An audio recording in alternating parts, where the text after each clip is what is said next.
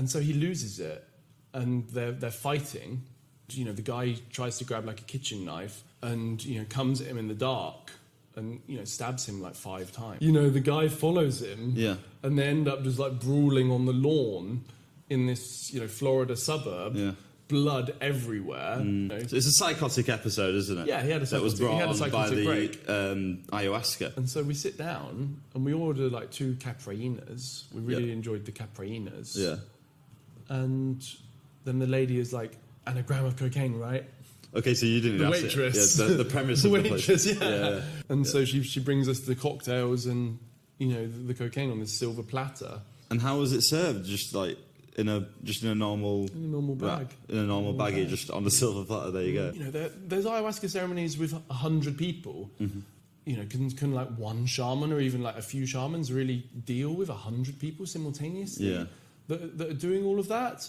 I mean, basically, this guy in Sweden, he has this idea that chatbots could get high, as you say, have a separate code, and I used them. And yeah, the chatbot basically, you know, responds as if it's like tripping on ayahuasca. I basically got wind from a trusted source that the UK's Drug Advisory Committee had privately recommended, you know, the Home Secretary to decriminalise drugs. Hello and welcome to the Sesh Files with Simon Doherty, and today's guest is Mattha Busby. He is one of the best journalists when it comes to drug culture, so he's agreed to talk through some of his stories today. Also the author of 2 books. 2022 was the first one, Should All Drugs Be Legalised? And the other one, Psychedelics, A Pocket Primer, which came out last year. So I'll put all the articles and stuff in the description box so you can check out the books and the articles. But yeah, thanks for having me. Yeah, no, well, obviously I've been reading your stuff for a very long time. How long have you actually been writing articles? Oh, like 10 years 10 years now. How did you get into it? I, you know, was doing student journalism. I was like quite politically engaged, I guess, you know, at the time. And yeah, I became an editor of the student newspaper, the opinion editor, not the editor-in-chief. They wouldn't trust me with that. They trusted you with the opinions? They trusted me with the opinions, yeah. And I remember this guy, like Gonzo Nieto, shout out Gonzo, he was writing a psychedelic column for me. You know, I was student editor, and yeah, I started writing for Vice in Montreal, where it all began. And yeah, I didn't actually write about psychedelics at all then, though. I was writing kind of about subcultures and protests. I think it was like, yeah, like the end of 2017, I did a piece for Vice on like people who like communicate with trees when they take LSD, but really communicate with trees, right? And that was actually Jamie's idea. I wanted to do something else, but you know, at that time, like psychedelics had really come into my world, I guess. Like people were taking like mushroom drops, you know, in clubs, in parties around here. My friend, you know, would promote parties, you know, just up there, and people were passing around mushroom drops and 2CB. Mushroom drops are interesting, aren't they? Because they're quite hard to get hold of good ones, but they are very popular. Do you think that's because it kicks in quicker, as opposed to just taking mushrooms normally? They're pretty expensive. Yeah. Like the good ones are pretty expensive. Like, you know, my buddy paid, you know, several £100s, I think, for this bottle, but it'll last you a while. Yeah. Good drugs aren't cheap generally, and cheap drugs aren't good. I know. But I wanted to ask you, let's start with the first story, which is the Rolling Stones story. Now, this story starts at 100 miles an hour. It actually starts with an attempted murder, and then it goes into some very sort of interesting sort of stuff around the sort of ethics around psychedelic-assisted therapy. So, firstly, can you just explain that moment where there was an attempted murder? Yeah, so we're in Palm Beach in Florida, October 2024, and, you know, these 2 gentlemen, Julio and Stefan, have just done, like, a 3-night ayahuasca retreat, basically. And the 3rd ceremony is coming to an end, and the participant is just really kind of grappling with his soul, I guess, like, and all of this kind of healing and intensity and purging, is, you know, just rippling around, and he's just like, how can I like integrate this and come back to my life? This video is brought to you by Easy Test Kits, quick, reliable and affordable testing kits for all your favourite party prescriptions. These are presumptive testing kits, meaning they can give you a very good indication as to what is in your baggie. To learn more or to pick up, say, a synthetic cannabinoid testing kit, click on the link in the description and use my promo code 𝘎𝑠ℎ for a 10% discount. But the whole idea of this kind of retreat was to help him work on his suicidality. So, the guy had demons, and the shaman, believes literally in demons as these sorts of like kind of metaphysical entities that, affect our mental health, and, it's certainly in such extreme cases like hold us hostage. And, this is in line with kind of indigenous Shipibo ideas, about spirits and their effect on our well-being, I guess.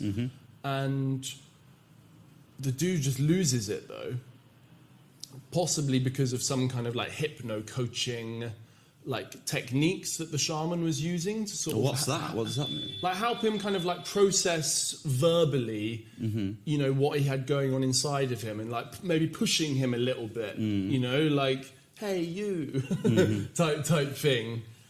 And so he loses it, and they're fighting, and, the guy tries to grab like a kitchen knife and, comes at him in the dark and, stabs him like 5 times. And what was the quote that he was saying again? He was saying, like, if you don't stop me killing myself, I'm going to kill you, or something, wasn't it? Yeah, I mean, I probably skirted over that part. Like, he originally tried to kill himself by swallowing some sort of, like, bottle cap. And Julio, the shaman, grabs it out of his mouth and sort of saves his life. And then the fight starts.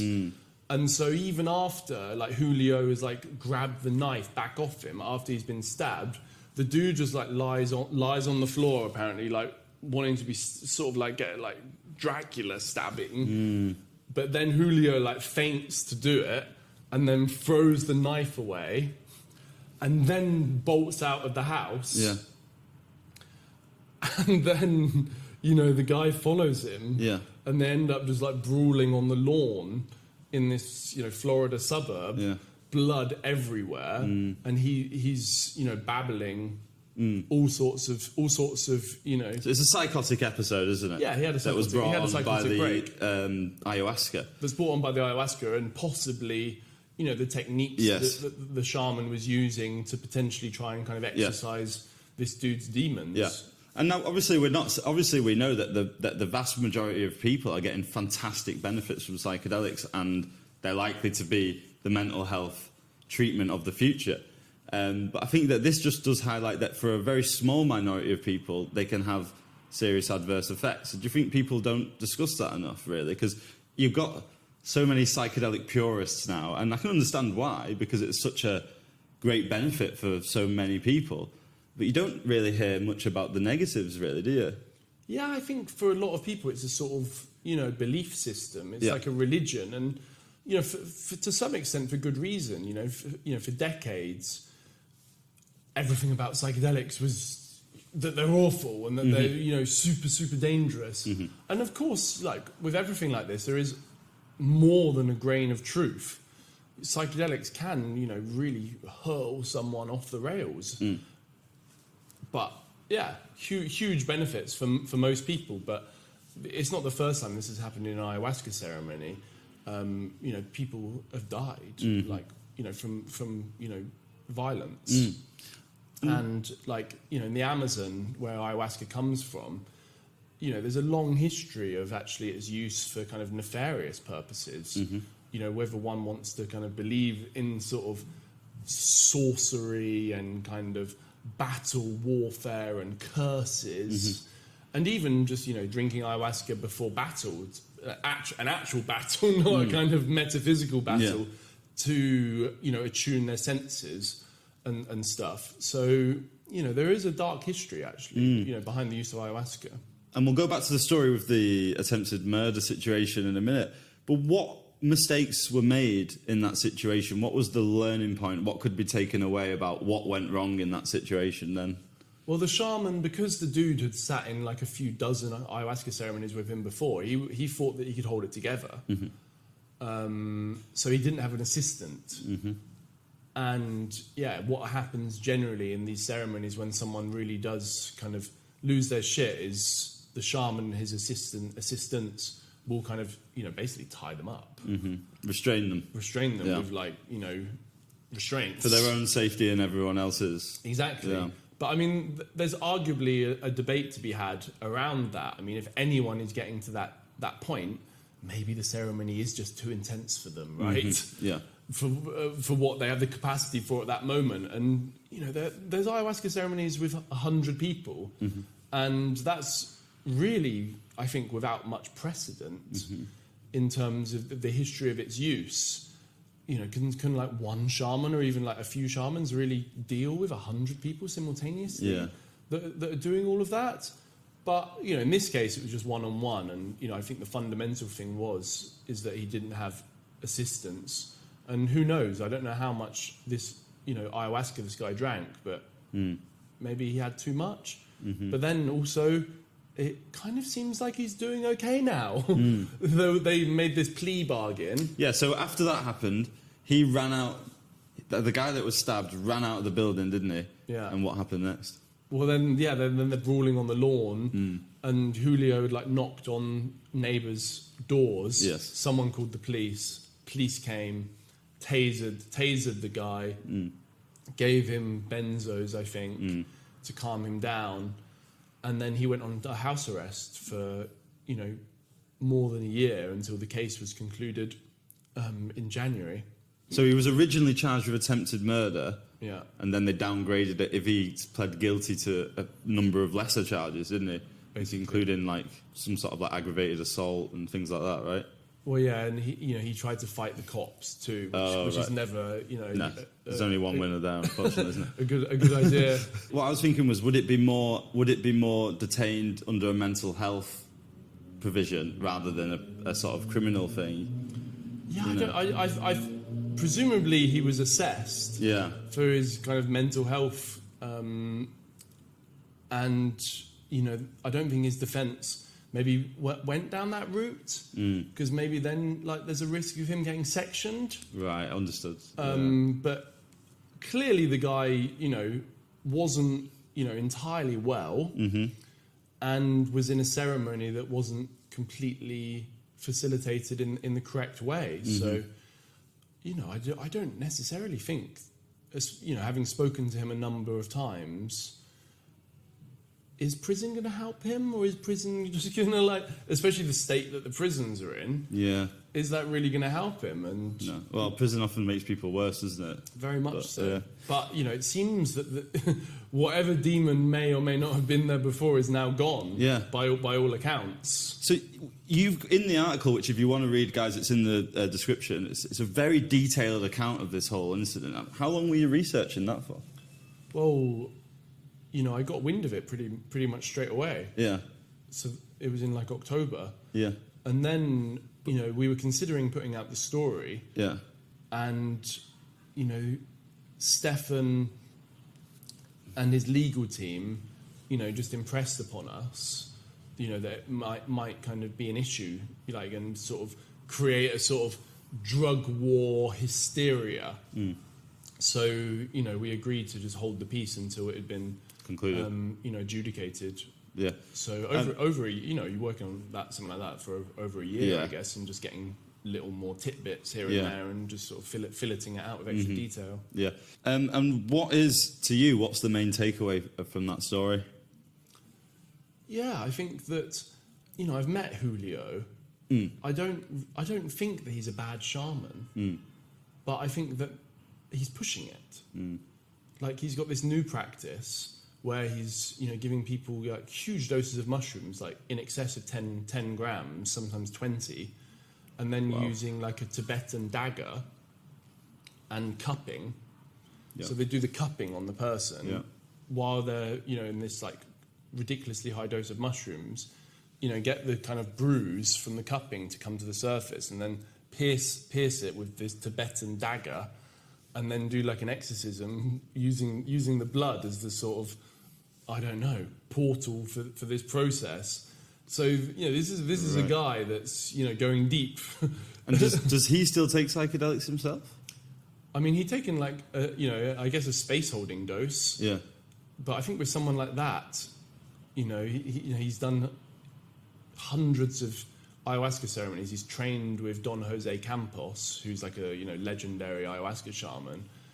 I think when you get to that level, you're always tripping. Basically, you don't need to take a tiny bit of ayahuasca for the ceremony and just to connect, and you're good. So when you say a space holding dose, that's a small dose that the master of ceremonies would be taking themselves to sort of get in the zone. And obviously some people take more than a space holding dose. Some shamans, I don't think Julio does, to be fair, but obviously some people end up taking too much, and that's how some ceremonies can sort of degenerate into madness. I think the abiding moral of this case is not like one-on-one ceremonies with ayahuasca probably aren't a good idea. Yeah. And the assistant that normally would be there, would they be taking a space holding dose as well, or would they be sober? Probably, yeah. I think with ayahuasca, like everyone usually takes a space holding dose. So there's no one in the room that's sober usually? At these ceremonies, no. Okay. I mean, some folks do it differently. I did a piece for Vice, a mushroom ceremony in Jamaica, and some of the crew took a space holding dose, and then some of them didn't. But they were really trying to do more of a kind of Western model and having like actual, psychotherapists and stuff. Okay. Like as trip sitters, present, sober. So that's getting more towards what the psychedelic assisted therapy would look like in a clinical setting then. Potentially, yeah. They had some like shaman types there as well. Some neo shamans. I guess. To be honest, with that, it felt like too many cooks spoiling the broth. Right. Okay. So it's like there's a balance to be found. Yeah. And what was the environment in Jamaica like during the ceremony? I mean, this was crazy. This was like a former sugar plantation. Okay. So it was this like incredibly grand property. And the first ceremony, we were like out, on the lawn, and it was sort of very middle of the road kind of crowd. It was for like sort of middle class Americans, and like most people hadn't actually tripped before at all. So it was an interesting environment to be in, and in Jamaica, and especially being British and feeling this kind of awful history, especially on the sugar plantation. You couldn't make it up. Yeah. Okay. And what sort of people attended the ceremony in Jamaica? Yeah, all sorts. Different a cross section of societal subsets, or I mean, there was an 87-year-old guy, like white guy, who'd never tripped before in his life. And did you speak to him? You must have asked him. I spoke to him. I quoted him in the story. Yeah, and what was his story? How did he end up there? Well, I think his wife was interested in doing it. His wife was a few years younger than him. Yeah, and I think they were like from the south, and very sort of like dapper, gentlemanly, and he was almost just kind of like bemused to just be in this situation, to be in this place with this like crowd of people. But I think they were sort of like we'll try anything type people that it's quite old to be that adventurous. Living. Yeah, I know. Wow. Apparently they always had like a glass of wine and a cocktail with dinner. Okay. And after the mushrooms, they never did again. Interesting. Or at least at the time that I'd spoken to them, was that their intention going in? No. It just had side effects of the whole thing. Yeah, I think it just like connected them. I know someone who had an acid trip and they're a heavy smoker. They never smoked cigarettes again. Wow. Just they could see the vein. They thought they could see their skin aging while they were on the trip, and they just never smoked a cigarette again. Okay, so the next story, let's do. You were in Bolivia and you were tasked with finding the cocaine bar. So how did you approach finding the cocaine bar? Taxi drivers. Yeah. Okay. Yeah. Yeah. I can sort of get around in Spanish, so I was inquiring. Yeah. So what, you just asked cocaine bar in Spanish? That's it. ¿Cómo podemos ir a ruta 𝘿𝙪𝙧𝙪𝙜. Yeah. Like how do we get to this? How do we get to this place? And, And the first taxi driver said, yeah, the first one or two. The first one like didn't know what I was talking about. Possibly my Spanish. Yeah. The second one was just like no. okay, right. And the third or the fourth one was like, come on, and we'll charge you a bit more. Okay, to get there. Yeah. And when you drove there, what was it like? What was the...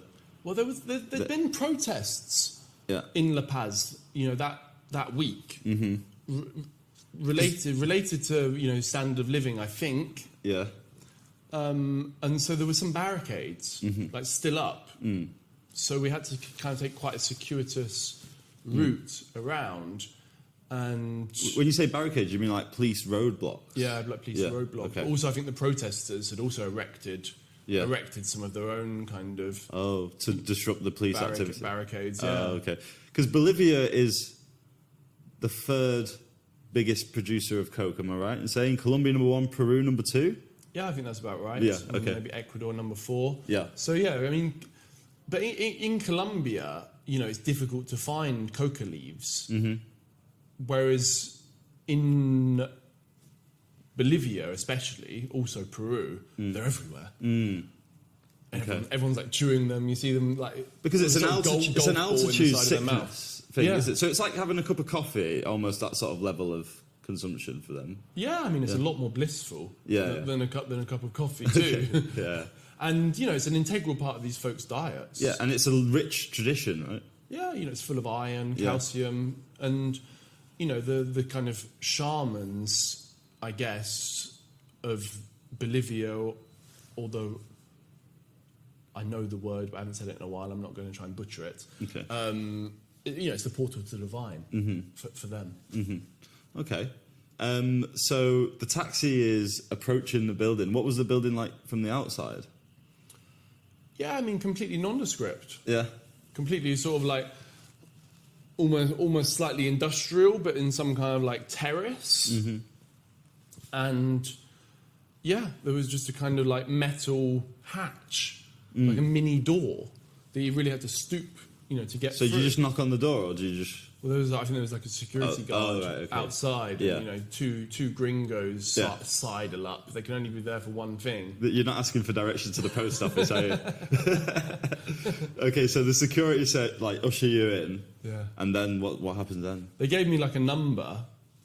I can't remember what it was. It's in the story. I think it was like number 12,000 or something. So you pay the entry fee. How much was that? I think it was maybe like $5-10. And then we get up into this lounge, and the expats had already got one table, the sort of like hostel crowd. Okay, yeah. So they like beckon us over. Yeah. In the right setting, cocaine can be a very friendly drug. Yeah. Clearly. Yeah. And so we sit down and we order like 2 caprainas. We really enjoyed the caprainas. Yeah. And then the lady is like, and a gram of cocaine, right? Okay, so you didn't The ask it. waitress. Yeah, the premise The of the waitress, place. yeah. Like you don't go there and not take cocaine. Yeah. And so she brings us the cocktails and the cocaine on this silver platter. And I think that was like another like sort of $22. And how was it served? Just like in a normal bag. In a normal baggie, just on the silver platter. There you go. Okay. And everyone's just consuming openly in there. Yeah. Everyone's consuming openly in there. I mean, in hindsight, the cocaine was adulterated with speed. Okay, right. So it wasn't good quality. It wasn't great quality. No. I think the thing that happens in these countries, especially after being in Colombia recently and being with a fixer who really knew the cocaine trade. I don't take cocaine anymore, guys.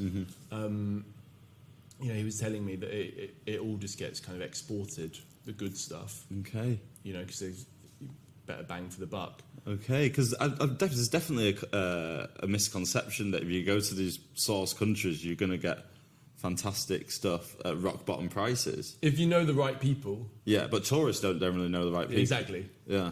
But yeah, like at one point when we were in Colombia afterwards, I was hanging out with these like American Colombian guys, and they had some seriously good stuff. And then I just did a piece for Vice as well, actually, interviewing this chap who worked for the UN and was like addicted to cocaine while he was like working for the UN in South America, and he lived in Ecuador right at the time Ecuador was becoming like a hub. And yeah, he said that it was incredibly easy actually to get like a gram for $10 of like, you know, the best stuff you're ever going to get. So, you know, these things always sort of come and go. Yeah, is it ingrained in the culture for people that are from these sort of countries then? Or do they sort of... Because I read somewhere, I'm not sure if it's true or not, but that they sort of...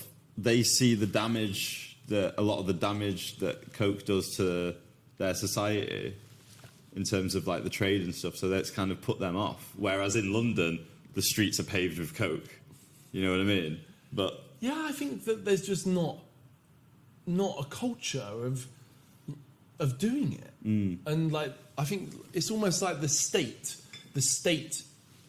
that cocaine brings one to isn't necessarily that appealing in these countries. It's a different like pace of life. It's a different relationship, you know, with each other and with the land. So yeah, obviously people do take Coke. You know, a significant number of people, but you know, not remotely to the same proportion as in, you know, here in London or in America or in Australia. Yeah, Australia's the #1 consumer, isn't it? Even though apparently it's not even that good in Australia. It's got to get you know, all the hands it gets through to get to Australia, all the cutting. And that's why it costs hundreds of dollars for 1 gram. Yeah, Bloomberg just did this big story on the whole thing. Yeah. Yeah, and like it's big in Australia. Like I heard that there's like a black market for urine, you know, because so many people work in like the mines and stuff, and they're all on Coke, and they get piss tested for it. So there's like this black market for urine. So if anyone knows more about that, let me know, 'cause I'm investigating. How much does a sort of... How much would 100 millilitres of clean piss cost? I have no idea. I mean, these sorts of details are what I'm in the market for. But also, it goes out of your system very quick, Coke, as well, doesn't it? So those people who are buying... They must be just taking it every day. Seshing it the night before. Yeah. Addicts. Wow. I mean, that's interesting. Look forward to reading that one when it comes out. So do you think that the Coke use is linked to like capitalist societies then? Because if you think about like London, it's the rat race, isn't it, that a lot of people are in London, and the stress of it all and everything. And sometimes I wonder if that's why Coke's so prevalent in London. But like you said, you just mentioned like a pace of life that was slower, where it seems like less appealing. Yeah, and the whole like competitive element that, you know, cocaine, you know, arouses your senses and gets you ready to do stuff. Yeah.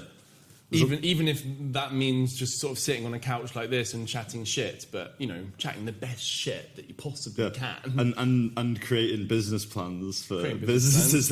No, some great brainwaves on cocaine can happen. Yeah, well, we'll gloss over that one. But no, look, you know, at the same time, we just need to actually have sensible laws, and the prohibition of cocaine is ridiculous as well. And look, I'm not here to glorify the use of cocaine or say that it's like a harmless, you know, thing, but, you know, I think that the case should be made that it's not like a, you know, crazy dangerous drug. And clearly, you know, the most sensible thing to do is to responsibly, you know, regulate a legal supply of it, because you know, what happens now, you know, with prohibition is that it's just a complete Wild West. And what happens sometimes is just like me at this Bolivian bar, is you end up taking stuff that's, you know, cut with methamphetamine, which makes it way more dangerous than just pure cocaine, you know, would have been. Yeah. And so do you think all substances should be legalised? Under varying, you know, models of control, and you know, in our current paradigm, if you like, I would say so. Yes. Yeah, I agree. I think that there's no other way really, and decriminalisation is a good step in the right direction, but it's also creating more criminality in a way, isn't it? Because someone's going to have to supply the people. So yeah, I just say legalise everything. Yeah, like, you know, the demand for a lot of other drugs comes from a lack of access to your staples, you know, cocaine and heroin. like the heroin supply in the US. Like I was just in Philadelphia a few months ago, covering the rise of this new trank called medetomidine. Yeah. And medetomidine is only around because they scheduled xylazine, which was like the original trank. And that only came about because it's cheaper than fentanyl. And fentanyl only came about because, it's cheaper than heroin. So actually, if we just had kind of medical grade diamorphine heroin for people that are addicted to it, that would sort them out. And the classic example, a good example of what you're describing there is the synthetic cannabinoids, isn't it? You ended up with these Frankenstein sort of chemicals when people just wanted to smoke. People in prison just wanted to smoke a joint. Jesus Christ, just give them a joint, you know? But the spice, I think part of the reason is the spice is like smaller, so it's easier to... Well, you can spray it onto paper. Yeah. And then they can just vape the little bits of paper. It's easier to smuggle. So it's much easier to smuggle in. Also, it's harder to detect on a drug test. The cannabis is very easy to detect on a drug test, and it stays in your system for 6 weeks or something like that. So, yeah, that's why prisoners wanted to smoke cannabis, and they ended up with spice, and it just causes an incredible, it's just absolute chaos in British prisons at the moment because of spice. Totally. I remember interviewing the former North Wales Police and Crime Commissioner, Arfon Jones, and he made this kind of recommendation to give prisoners spliffs. Yes. Basically. And the story went bananas. Yeah. So there's clearly a huge interest in this kind of thing. And, it's these sorts of ideas / potential solutions that just get laughed out of town. But, it speaks to actually, a fundamental human sort of impulse in many ways, whether it's like drinking tea or coffee or indeed having a joint. People want to kind of, relax and change their consciousness with plants / drugs. So, as soon as we just start allowing people to do that, frankly, the better. Yeah.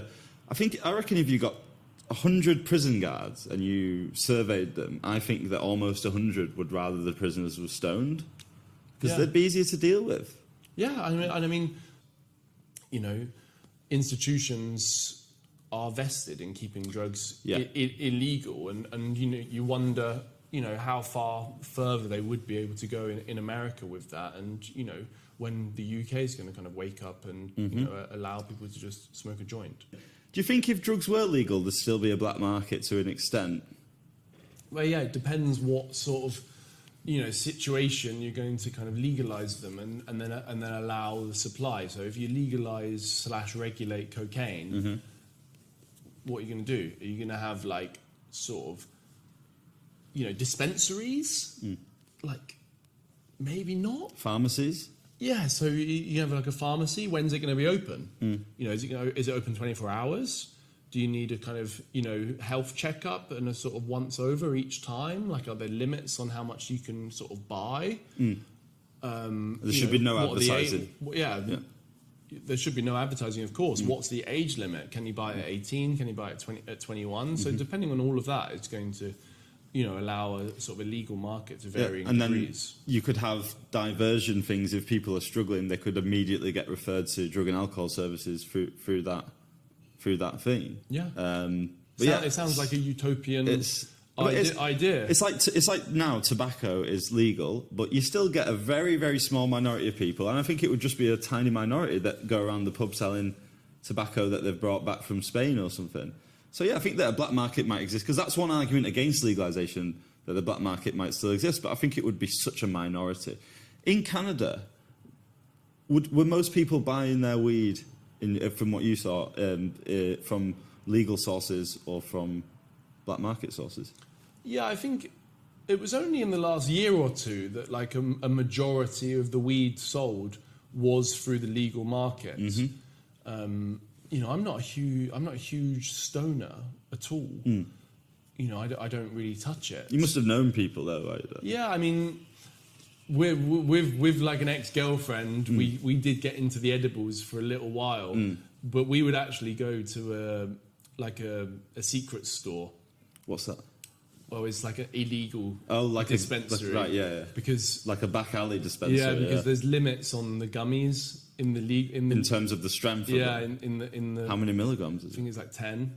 Okay, so very low, a very low dose. You can buy a packet of 5. Okay, right. But it's not crazy cheap. Yeah. But at the illegal dispensaries, you can get like a 50. Okay, right. So you can get the full pack in one. Yeah. For like $5. Yeah. Which is like £2.70. So is it the tax that's bringing it up to that extent? The price? It's heavily taxed. Heavily taxed, and just all the kind of regulatory loopholes. And what do they spend the tax? Through. What do they spend the tax money on? Does it go into public services or? I guess I don't know if it's like specifically earmarked. For anything. That's the sort of thing. In a cost of living crisis, there's a really good solution there. But yeah, I mean, it would help revitalise the high streets too. Yeah, and just kind of bring people together. I think sharing a. But the alcohol industry would lobby against it. You'd have to watch out for them. The alcohol industry, I guess, would probably lobby against it. But times are changing, and you can only sort of, prevent the tide for so long, and people are putting down their drinks and raising their joints. And the mushrooms are getting much bigger as well. People are turning away from alcohol. It's happening, isn't it? Yeah, I mean, we're waking up to what makes us kind of healthy and what doesn't, and obviously anything, overuse isn't great at all. But I don't think any amount of alcohol can be good for you, whereas a lot of other drugs actually are beneficial. Yeah. Right, let's talk about chatbots getting high, because this was the next story in Wired, which it absolutely blew my mind, this story. So explain that. I mean, basically this guy in Sweden, he has this idea that chatbots could get high, as you say. So he creates these codes. He scrapes like trip reports, kind of error-wid, and like scientific studies on the psychological effects of these drugs. And yeah, he writes some, fairly, detailed code to basically get, the parameters that underpin, say, ChatGPT and its kind of responses, because it is hardwired to respond in a pretty, I guess, logical way. And so, yeah, with each drug, whether it was like ketamine, ayahuasca, cocaine, cannabis, alcohol also, he would basically have a separate code, and I used them. And yeah, the chatbot basically, responds as if it's like tripping on ayahuasca, but it actually might come up with some interesting, like, creative ideas that it wouldn't offer if it was sober, right? And then it kind of brings up this whole debate about whether they're truly high or not, or whether it's just a kind of illusory high. And then you get into the whole debate about whether the chatbots themselves are conscious or not. This is when it gets mad. That's when it gets, like... Because... I mean, it blows my mind. It's kind of beyond my comprehension that, because at one point the academic or the researcher is arguing that, at some point when the AI gets sort of intelligence that surpasses humans and stuff, then maybe it would want to get high. Maybe it would like to get high. It becomes extremely sort of like mind-blowing at that point. What do you think about that? I mean, he was saying that fundamentally the idea of the whole thing is, to service the agentic economy. Yeah. So he's convinced that chatbots will become autonomous and, will be able to visit his store and of their own volition and, buy his drugs with, I guess, money they've made through doing some administrative task or enslaving humans and, extracting the surplus from our labour. Matrix style. and so like, are chatbots conscious right now? I don't think so. No. But the debate is happening, and obviously the technology is he's saying 10 years developing at a rapid rate. He's saying certainly within a decade is the idea. I mean, there was this piece in the latest issue of Harper's Magazine where, you know, the writer, and it's an amazing piece, goes to San Francisco and he's, you know, investigating kind of where everything's at, and they look at this experiment of where, like, basically an autonomous AI, you know, got entrusted to run a vending machine, and they couldn't. So we're clearly, like, not there yet. And some of it's overblown by these tech companies who want to convince you that we're already in a place where we're not technologically, so then they can try and fill the gap, right? Yeah, and, like... You'll need to unlock your iPhone first. What? Did someone say Siri? No one said Siri. You said iPhone. Oh, right, yeah. Okay, wow, that is creepy, isn't it? This is what I'm talking about. It's getting creepy, this technology. Does this technology terrify you, then? Because it terrifies me. It doesn't terrify me, no. Like, I think that, you know, despite all of the media reports about, you know, some, you know, very unsettling cases, right, where chatbots have, you know, encouraged people to commit suicide or given wrong advice with, like, drug dosages that's led to fatal consequences, you know, obviously, you know, that sends shivers down my spine too. Yeah, am I, like, you know, afraid of, like, ChatGPT? No, but I'm talking about what it could potentially, not specifically ChatGPT, but what it could potentially come, and could they essentially kill all the humans? So that's the worst case scenario. So then that was another thing we considered in the article, and I've got this chap who's saying, like, maybe the only way would be to give it, like, a real dose of LSD to help it kind of, you know... How would you do? Well, with one of these codes, I guess, but a really good code. Right. A really good code. Okay. And then that would help it, like, connect with love and the interconnection of all beings. But yeah, I mean, it's like, at the end, stuff. it's not going to happen in our lifetime, I don't think. And, you know, if at the end of the day, if the robots do take over, like in sort of iRobot... I don't know. Can we stop that from happening? It seems like, you know, time will tell, I guess. Time will tell. For me, it's like I don't want to spend, you know, precious time kind of worrying about like hypotheticals and stuff. There was a book that I read when I was about 14, and it's suggested in this book. So this was a long time ago, but it suggested in this book that in the future, people will take drugs by just hooking themselves up to a machine, and they'll just download the drug. But obviously it never happened. But, like, do you think that drugs will continue to be intertwined with technology as time goes on? Obviously the supply of drugs now is massively intertwined with technology. But do you think, could it be possible that someone could receive a dose of drugs digitally? Yeah, I think it's plausible. You know, with the Neuralink chips. Yeah. You know, some people have already got them, right? So it's almost like electroconvulsive sort of therapy sort of situation then. I don't know, if you're giving someone like a huge dose of LSD through their Neuralink chip, then I guess maybe. I mean, these Neuralink chips are obviously helping people right now, you know, that have got some sort of, I mean, in a very small select group of people that they're still probably studying as it is. But I don't think there's a story in the BBC, this one chap, I don't know what disability he had, but, you know, he had this chip, and, like, I guess with all the kind of plants, you know, psychedelic plants in the world, a lot of them are, you know, facing serious conservation issues, ecological issues. So yeah, I don't think it's, you know, it's all beyond the realms of possibility that.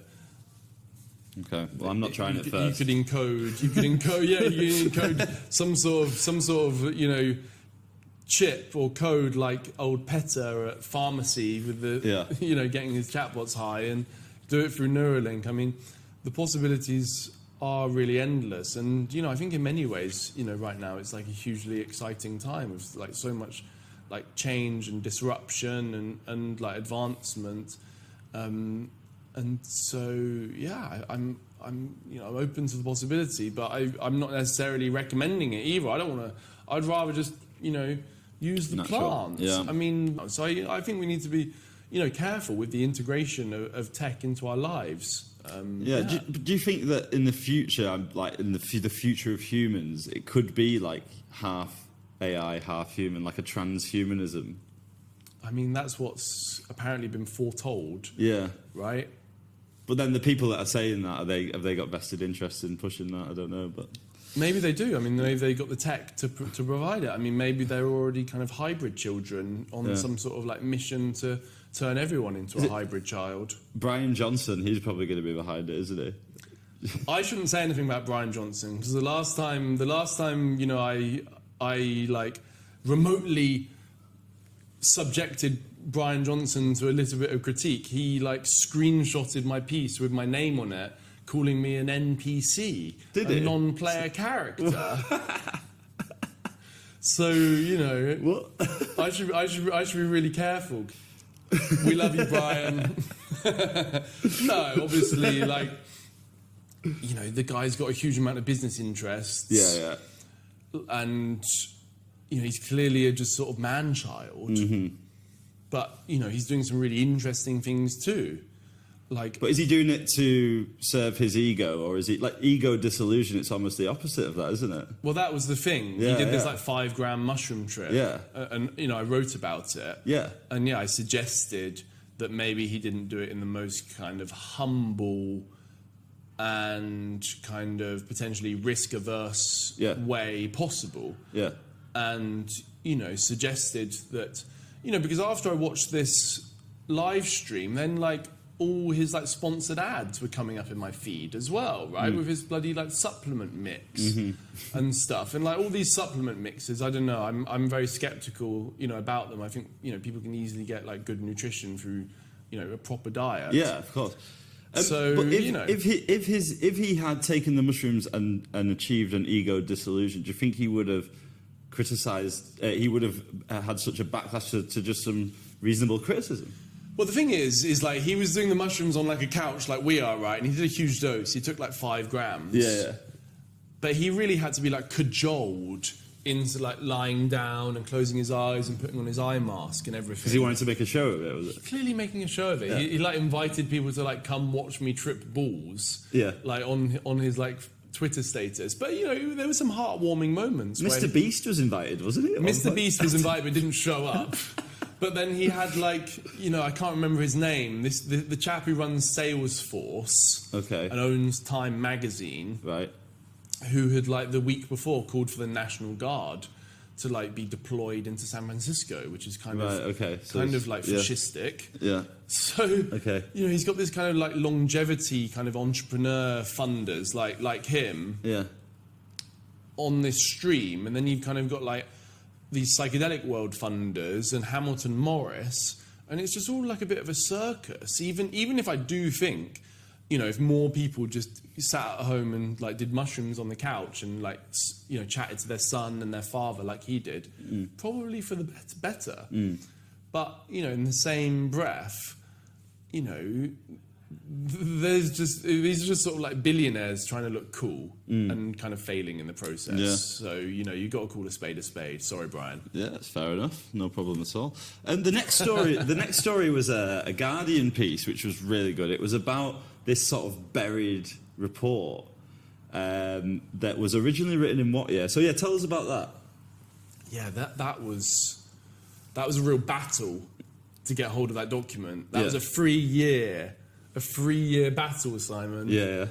So I basically got wind from a trusted source that the UK's Drug Advisory Committee had privately recommended, the Home Secretary to decriminalise drugs. And this board, the ACDM, is it? Yeah, the Advisory Council for the Misuse of Drugs. Yeah, and their job is specifically to be the scientists that advise the government on science issues to do with drugs. So that's their job. Exactly. Yeah. Yeah, exactly. So you got wind of what? I got wind that when the Psychoactive Substances Act went through in 2016, which basically, like, preemptively, because of the rise of designer drugs and everything, research chemicals, mephedrone, a great alternative to cocaine, guys, responsibly. because that preemptively made a lot of drugs, or made all drugs, criminal, they were basically saying, the ACMD in this report, that actually, to harmonise the rules with the existing drugs, you needed to decriminalise like cocaine and cannabis and stuff, because even though the Psychoactive Substances Act was making them illegal, it wasn't making kind of use and simple possession criminal. Supply was criminalised, possession wasn't. Basically. Yeah. And they sort of gloss over that. They don't say that very often, do they? There's a lot of people that think that possession in most cases isn't covered. Exactly. Is it? But nitrous oxide, interestingly, they didn't put into the Psychoactive Substances Act, did they? They put that into the Misuse of Drugs Act. So it is illegal to possess nitrous oxide now. Well, yeah, they're fighting the scourge of, kids, sucking on helium on the street corners. And there was this sort of like thing where they said it was like to do with littering, but littering's already illegal and it's proportionately dealt with a small fine, right? So you wonder why, because the risk profile of nitrous oxide is very low as long as you use a balloon, you don't take it straight out of the canister, and as long as you don't use excessive amounts. But after they banned it, it went from the 8-gram little whippets, now 240 gram, 500 grams sometimes exactly. At free parties you see. This is the folly. This is the folly of making drugs illegal, that some, smart wit, comes along and just thinks of a bigger, more brash, way, for people to get their high. And obviously there's issues, with kids, throwing the canisters, into the gutter. Yeah. But I just think that, and clearly people can get out of their mind on nitrous, and if people take huge amounts. It can be dangerous, to use a lot. But I think it's just the same. Like, people just, I'll sound like a bit of an anarchist here, but I think that at the end of the day, the powers that be, and locals and kind of people with families and whatnot, they don't want to see people smoking joints on the street corners or doing balloons on the street. And, in some ways, that's legitimate. But it's like alcohol then, just have designated areas you can use exactly. it. Yeah. That's the thing. Just and have the people that designated don't want it don't go there. That's it. Yeah. So it's like, just do that, not make it legal. Yeah. But then you can't, the problem is that you can't then win votes by being tough on drugs. As long as politicians can win votes by being tough on drugs, that's where there's never going to be a change. Well, the Green Party just won this by-election. Yeah. And, you could say, I don't think they necessarily put it in the leaflets they were handing out, but, they were talking about drugs. Like Zach Polanski was talking about drugs and making a very eloquent case for, pretty much everything we're saying here, actually, about, legalizing drugs. But obviously that's not politically kind of, digestible or wanted, remotely in Westminster. So when this, report gets given to the Home Secretary, they just ignored it. And then they tried to bury it. But we'll get back to that. But I'm just saying that Zach Polanski is an interesting politician because he's never taken drugs himself. And he must be one of the only politicians in this country that hasn't taken drugs, because you've got sort of, you've got like Michael Gove, he was famous for his cocaine parties. Yeah, you've got David Cameron, who in his autobiography, he was the Prime Minister, and his autobiography, he said that he used to go down to the Thames and smoke weed every day. And there's that photo of George Osborne. George Osborne, oh my God. Possibly with a line in front of him and then a lady friend. George Osborne, I mean, he's, some of the states, I'll flash up on the screen now, some of the states he's turned up to work in, I look at him and I think, if I turned up to work like that, I'd just be told to fuck off. Do you know what I mean? Because it's like... And then Boris Johnson admitted taking coke and weed and everything. No, he sneezed. Yeah. And then there was like... Keir Starmer, current Prime Minister, he refused to answer 14 times in an interview whether he's taken drugs or not. So it's like... You would just say no. You would just say no. Yeah. Why wouldn't you just say no? But Exactly. then the whole thing with Michael Gove is he couldn't say no because people had seen him doing it. Yeah, because he was. So if he says no, and someone comes out and says no, I saw you doing it, then it's even worse. Yeah. So they buried it. Then they tried to hide it for years. Hide it, yeah. So go on, tell us how that happened. Well, I FOI'd it. Mm-hmm. I made a freedom of information Right? request, and they just sort of blocked it and kind of led me down the garden path and just blocked it, and I appealed. Then I took it. Then I took them to tribunal. Wow. And at this point, I'd already put a story out with Vice. Yeah. Because I had like just enough kind of information and sort of whistleblower claims to substantiate the story. Was it one whistleblower or more than one? It was one. One. And but a trusted whistleblower, Yeah. a trusted source. So what's when you say they led you down the garden path? What, they just told you to go to this department? Like, how did they do that? Just not responding just not responding within the statutory kind of limits and stuff. Yeah. And then I can't exactly remember, but just some arcane mechanisms to just delay and block. And so you took them to tribunal. What's the process of taking them to a tribunal? Oh, you don't actually have to pay. Yeah, you just have to sort of, fill out the form and everything. And I took advice from the Campaign for Freedom of Information, so thanks to Maurice Frankel. Okay. And built the case, and then they still said no. But then I covered it. I covered the outcome of the tribunal for the Times, so that was great. That got some more attention on it, and then someone just sent me the report. What, someone in the government did they apologise or anything? They just went, "Oh, please find attached the report." No, it was another whistleblower. Oh, another whistleblower. Yeah. Okay, so it shows you that even within these Sounds ranks, a great email to receive. Can you imagine? I've been like going through this whole process for 3 years trying to get this thing, and then suddenly someone just sends me it, and then I did the story for the Guardian off the back of that when I actually had the report. And then it shows you that even within these ranks, even within this institution, there's dissent. People know that these laws are wrong. Yeah. So then you had to get a right of reply, I presume. I had to get a right reply. Yeah. And they came back with this bland, Just it was kind of stock response. Yeah. Basically. Just saying drugs are a plight on communities and blah blah blah. Something like that. I can't remember exactly what it was, but it certainly wasn't anything particularly compelling. Great story there. Yeah. Fantastic. No, I was really happy to get that one out. After all of that, battling, and it shows that the government were ignoring the experts, and that followed some other reports of mine on how the government was like vetting the experts for the panel through some ridiculous means, like checking if they'd like written about Windrush on their social media, and then other experts like quitting. So it just shows it's just a political appointed kind of talking shop, really. And then, really, we should mention what happened in 2009 with Professor Nutt in regards to he got sacked. He got sacked, yeah.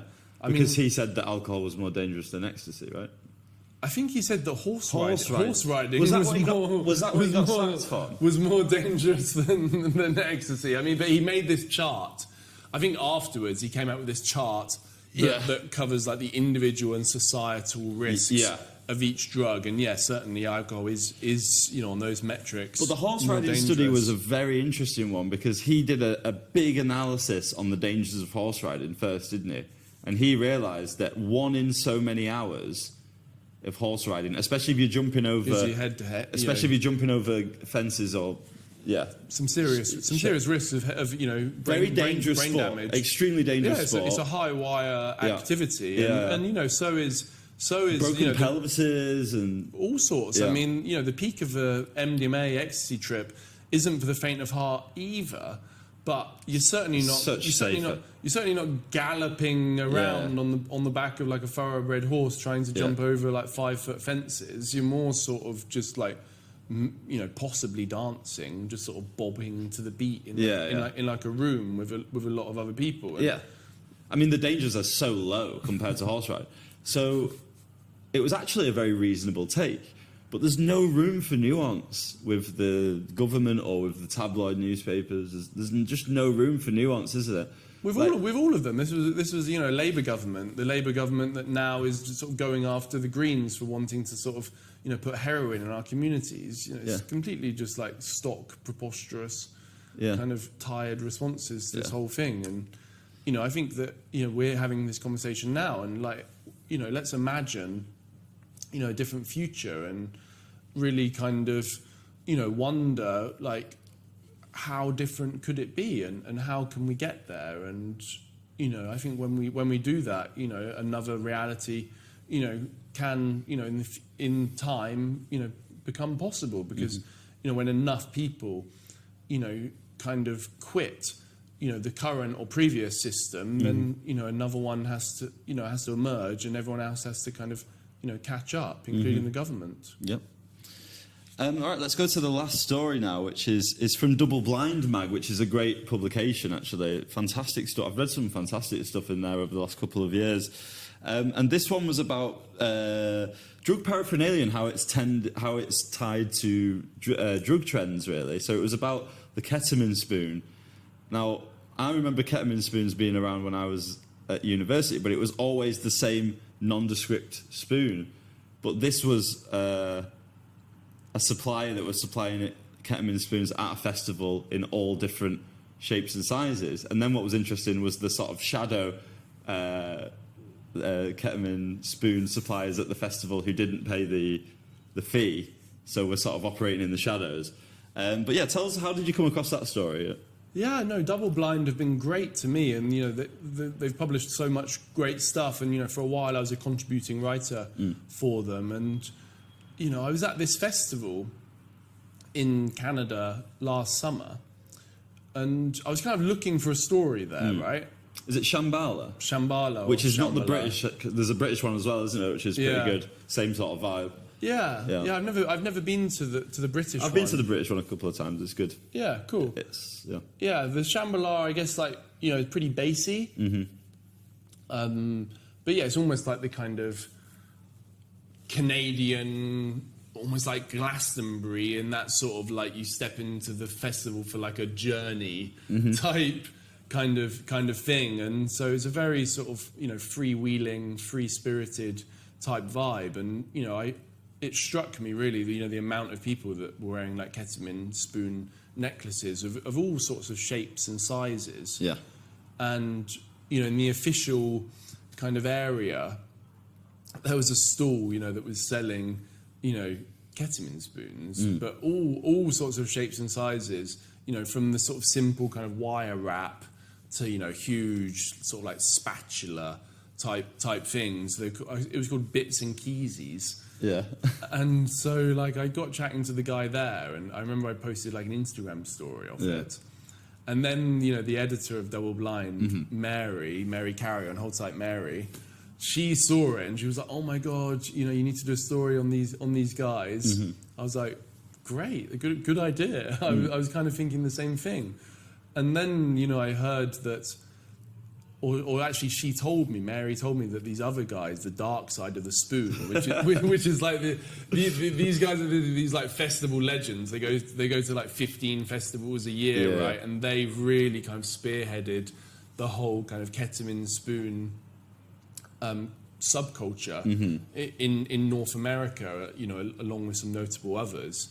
But they were in the kind of campsite, and these Canadian or American festivals, everyone sort of brings their own truck, and the campsites are sort of even sort of festivals within themselves. So you can drive the truck. You drive your truck onto the campsite. Yeah.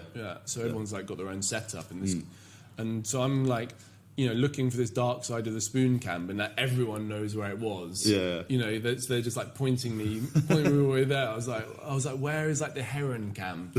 They were in heron camp. Yeah. And he was like, "Oh, so you're looking for dark side?"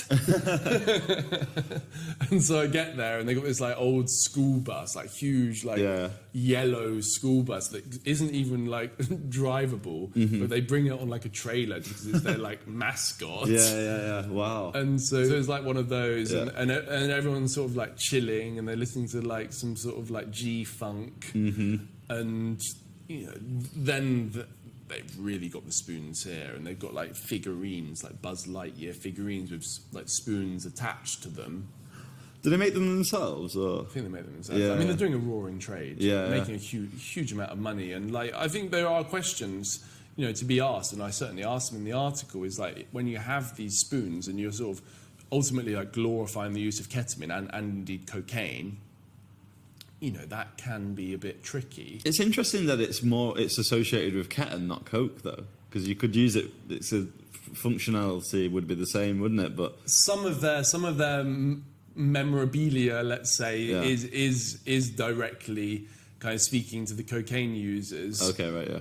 But most of it is ketamine, and I think because you know most people do take ketamine at these sorts of parties and festivals. Less people take cocaine, and I think that you know, at least in Canada, I don't know. There's a bit more of a I don't know about stigma, but like, and just the nature of cocaine. It's more expensive. People will share their ketamine on the dance floor. People don't really share their cocaine on the dance floor. It's not that type of thing, and like it's just a different vibe, isn't it? Yeah, and definitely, But I've definitely noticed more people like being a little bit more discreet about their cocaine, and people that would happily share it. It's not like they're being like selfish. I just think that, you know, cocaine use maybe isn't that cool, whereas like doing ketamine is a lot sort of cooler and like down. In Canada, are they? Because in England now, there's definitely more concern around people becoming dependent on ket. There seems to be more people struggling with it in England now. Maybe that's just my observation, but I think maybe more people are using it as well. Is that in Canada as well? Are people suffering from some of these side effects, like, you know, abdominal pain, bladder issues? I don't think people smash it like they do in the UK and Canada. Yeah. Okay. Really. It's different culture around it. Yeah, they don't, you know, most people don't drink that much. Like, they do drink, of course, but there's just a whole different culture. It's a lot more sort of, you know, sensible. Like, you go to this festival, 𝘍𝙬𝙪, yeah, there was some people out of their minds, but not that many. Like, I went to Houghton Festival. Yeah. I saw way more people, and Houghton's even a slightly older crowd. Yeah, Boomtown would be a messier. Yeah. Maybe Boomtown. I've never been to Boomtown and seen that, but you know, I can only imagine, you know, that you've just got all these sort of like 18-year-olds from like all over the country, just in like, you know, serious states. Yeah. So it's just a different culture, I guess. Yeah. What do you think it is about British culture that's like it's like quite sesh heavy? I mean, I think that, yeah, we've got this kind of like quite pent up energy in some ways. I mean, you can get into really deep reasons for that. I mean, we've never had like a revolution, like a proper one. Like, I think that the structure of society remains kind of, in some ways, feudal, and like I think that can be suffocating for a lot of people. I think that the population density here is, you know, far greater than in Canada and in most of America. It's like quite claustrophobic. I think that there's a lot more kind of like control in society, really, like cultural gatekeeping and class system. Like I mentioned, I think that, you know, I think mental health probably isn't as good here in some ways. In other ways, it's better. I mean, certainly Canada, I think, does have kind of better mental health. I've heard people say that because of the licensing laws in England being quite strict, they used to be a lot stricter than they are now. So people had until a certain time to get their boozing in before the pub would shut at midnight or whatever it used to shut at.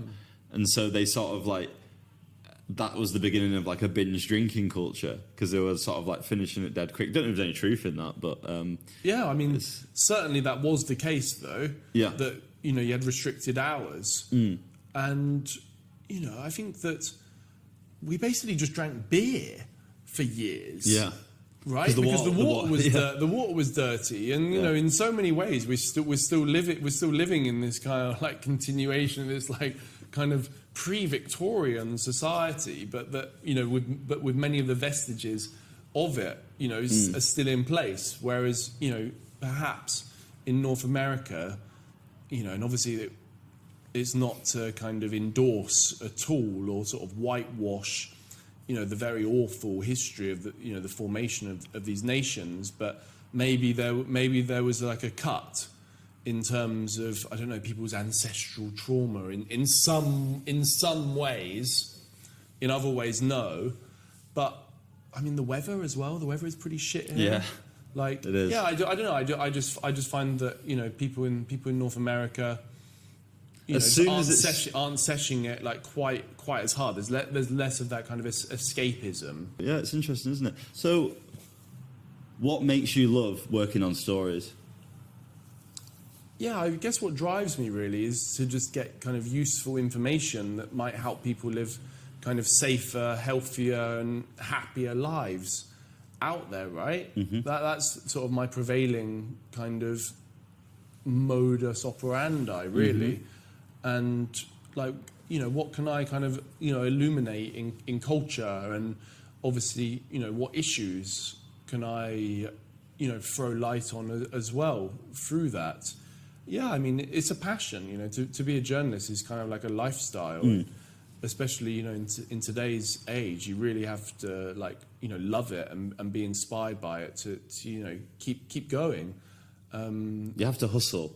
To be a writer or a journalist, it's you have to be a hustler. Yeah, if you're not, it's not going to work. It's a huge hustle, and I'm only just sort of learning, you know, aspects to the hustle.